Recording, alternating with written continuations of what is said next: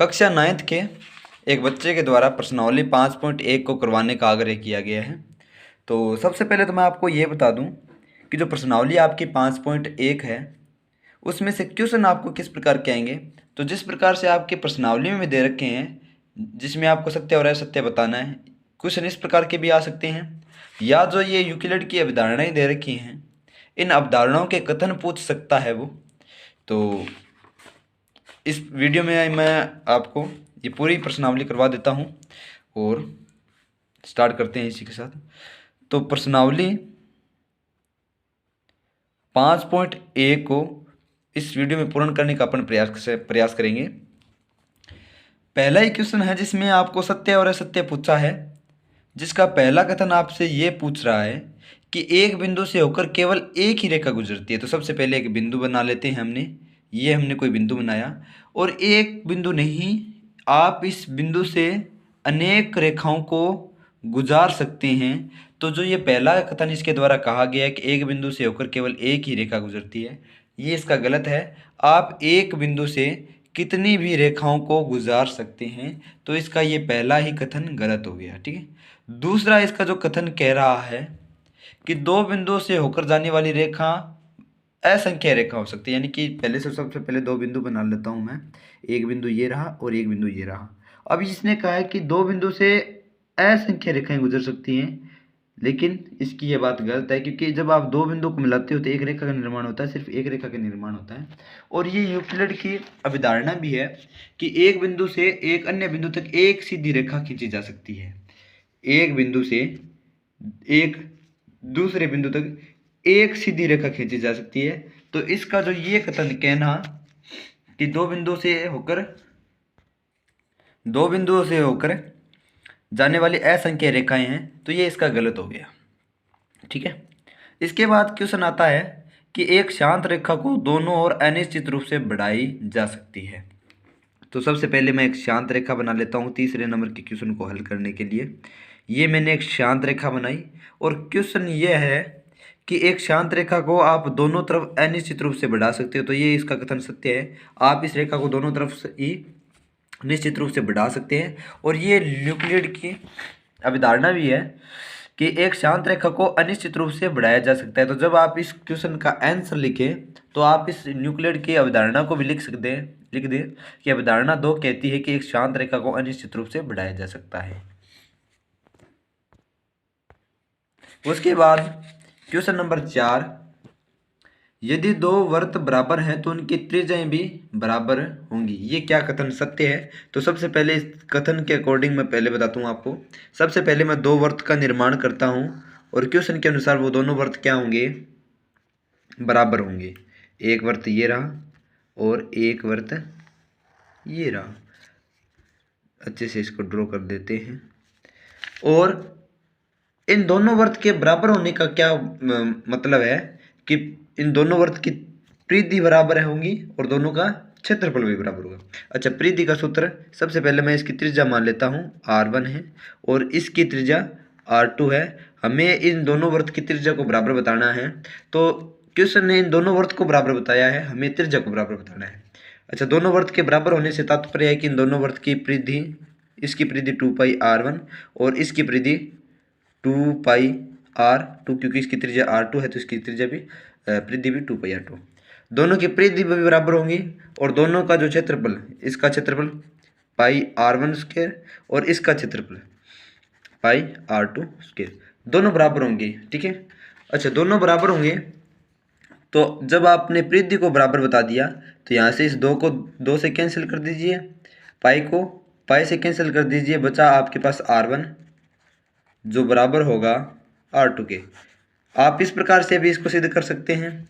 दूसरा आप क्या बता सकते हैं कि जब इन दोनों के क्षेत्रफल बराबर हैं तो पाई से पाई को कैंसिल कर दीजिए और दोनों के अंडर रूट निकाल लीजिए। तो इससे भी स्क्वायर हट जाएगी, इससे भी स्क्वायर हट जाएगी, तो दोनों बराबर आ जाएंगे, r1 बराबर r2। आप इसकी दोनों की त्रिज्याएं इस प्रकार भी सिद्ध या बराबर बता सकते हैं। और क्या बता सकते हैं कि जब दो वृत्त जो कि समान हैं, तो आप जब एक वाले पहले वृत्त को दूसरे वृत्त के ऊपर रखेंगे तो वो दूसरे वृत्त को पूर्ण रूप से कवर कर लेगा, क्योंकि दोनों का आकार समान है, तो उनकी त्रिज्याएं भी समान हो जाएंगी। इसके बाद इसने क्वेश्चन नंबर 5 दिया है कि आकृति 5.9 में ए बी भुजा, मैं रेखा खींच लेता हूँ, ए बी रेखा बराबर है पी क्यू के, पी क्यू के, ए बी रेखा बराबर है पी क्यू के। और दूसरा इसने बताया है कि पी क्यू रेखा बराबर है एक्स वाई के, पी क्यू रेखा बराबर है रेखा एक्स वाई के, पी क्यू रेखा बराबर है एक्स वाई के। तो क्या देखो ए बी रेखा पी क्यू के बराबर है और पी क्यू रेखा एक्स वाई के बराबर है, तो क्या आपको सिद्ध बताना है कि क्या ए बी रेखा एक्स वाई के बराबर है, क्या ए बी रेखा एक्स वाई के बराबर है। तो हाँ बिल्कुल, कि जब दोनों ये दोनों रेखाएं आपस में बराबर हैं, ये रेखा इसके बराबर है, तो ये जो तीसरी रेखा है ये पहली वाली रेखा की भी बराबर होगी। नेक्स्ट क्वेश्चन है आपका कि निम्नलिखित पदों में से प्रत्येक की परिभाषित कीजिए। क्या इनके लिए कुछ ऐसे पद हैं जिन्हें आप परिभाषित करने की आवश्यकता है, वे क्या हैं और आप इन्हें कैसे परिभाषित कर पाएंगे। तो सबसे पहले है समांतर रेखाएं। अच्छा, समांतर रेखाएं, समांतर रेखाओं की क्या खास बात होती है कि जो समांतर रेखाएं होती हैं, समांतर रेखाएं के अगर आप दो पॉइंटों को रखें तो यहाँ से जो यहाँ तक की दूरी है और आप किसी अन्य पॉइंट से अगर इनकी दूरी को मापें तो ये वाली दूरी समांतर रेखाएं होने का मतलब है कि ये जो दूरी जो पहले जितनी भी थी अभी भी इनके मध्य की दूरी उतनी ही मेंटेन रहेंगी, ये आपस में कभी भी प्रतिच्छेद नहीं करेंगी। तो इस प्रकार की जो दो रेखाएं होती हैं उनको समांतर रेखाएं बोलते हैं। उसके अलावा दूसरा है आपका लंब रेखाएं।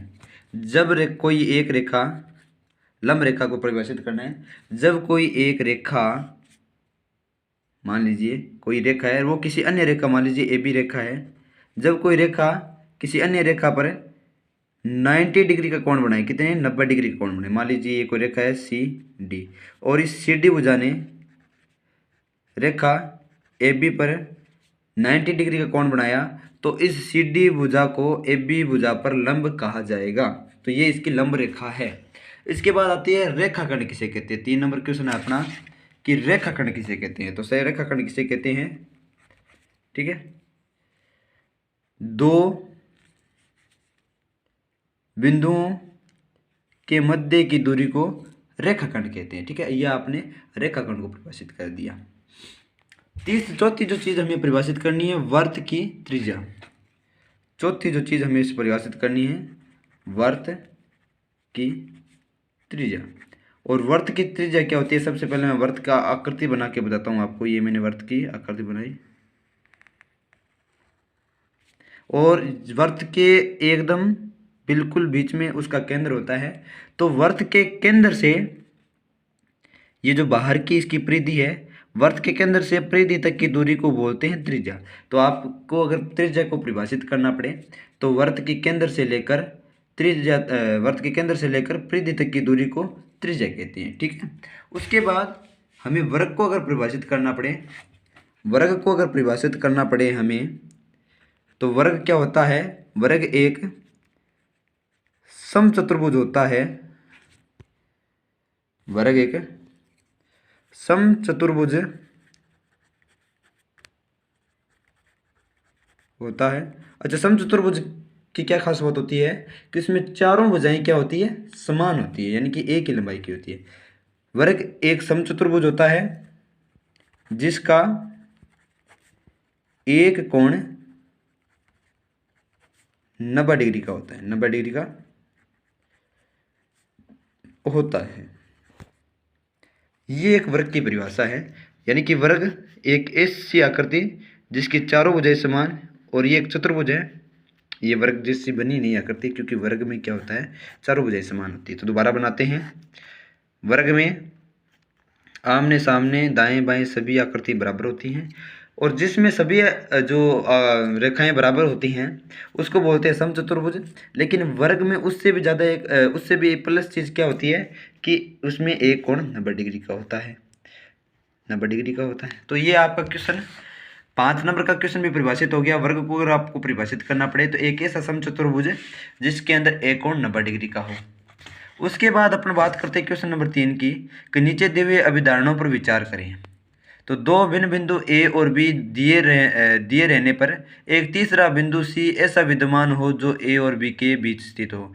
तो हो भी सकता है और नहीं भी हो सकता।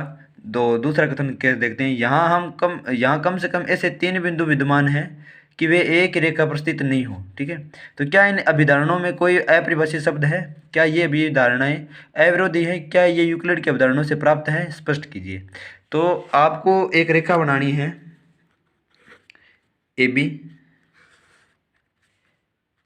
और आपको ये बताया गया है कि जो एक तीसरा पॉइंट है सी वो इस रेखा पर विद्यमान है। एक तीसरा रेखा जो पॉइंट है सी वो इस रेखा पर विद्यमान है। तो हो सकता है, कोई बड़ी बात नहीं है। अगर सी बिंदु ए बी के मध्य स्थित है तो वो हो भी सकता है। और दूसरा जो इसका कथन है कि कम से कम ऐसे 3 बिंदु विद्यमान है जो कि विद्यमान है कि वे एक रेखा पर स्थित नहीं है। तो हाँ, हो सकता है कि सी इनके मध्य बिंदु पर हो, बीच में ही हो, ए और बी के मध्य ही हो, लेकिन वो इस रेखा पर ना स्थित हो, जो ए से लेके बी तक की रेखा है उस पर ना स्थित हो। सी बिंदु यहाँ किसी अन्य स्थान पर भी हो सकता है। तो दोनों ही कथन आपके सही हैं। ठीक है, किसी भी प्रकार का इसमें अवधारणाओं का विरोधाभास नहीं है। उसके बाद जो क्वेश्चन नंबर 4 आता है, यदि दो भुजाएं ए बी के बीच एक बिंदु बी सी स्थित है और एस सी बराबर बी सी है, तो हमें सिद्ध करना है कि जो एस सी भुजा है वो 1/2 है ए बी के। ठीक है, तो सबसे पहले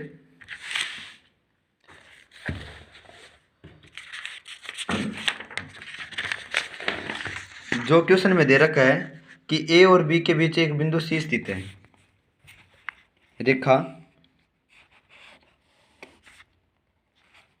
ए और बी के बीच में एक बिंदु सी स्थित है और जो ए से लेकर सी तक की दूरी है वो बराबर है ए सी से लेके बी तक की दूरी। ठीक है, आपको सिद्ध ये करना है कि ए से लेके सी तक की दूरी आधी है ए से लेके बी तक की दूरी। ठीक है, तो सबसे पहले आप ये देखें कि जो ए से लेके बी तक की दूरी है, ए से लेके बी तक की दूरी है, ए से लेके बी तक की दूरी है, वो दो दूरियों से मिलकर बनी है, ए से लेके बी सी तक और सी से लेके बी तक। ए से लेके सी तक प्लस सी से लेके बी तक।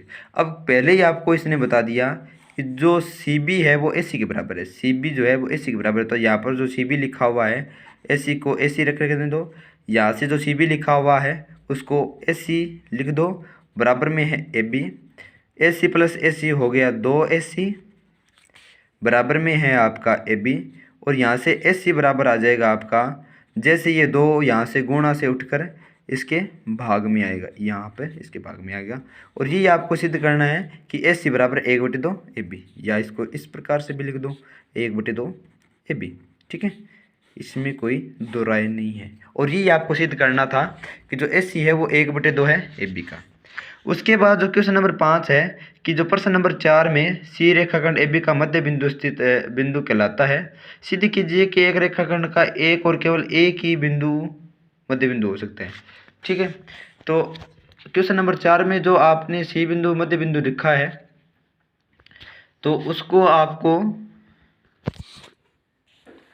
आपको बताना है कि केवल और केवल जो किसी भी रेखा पर जो मध्य बिंदु होता है वो केवल और केवल एक ही होता है। ठीक है, तो सबसे पहले मान लेते हैं कि एक तो इस ए बी रेखा का मध्य बिंदु सी है और एक और मध्य बिंदु मान लेते हैं। एक अन्य रेखा बनाता हूँ मैं ए बी, लंबाई उतनी ही है ए बी और डी। मैं मान लेता हूँ कि जो ये ए बी रेखा है इसके 2 मध्य बिंदु हैं, एक तो है सी और एक है डी।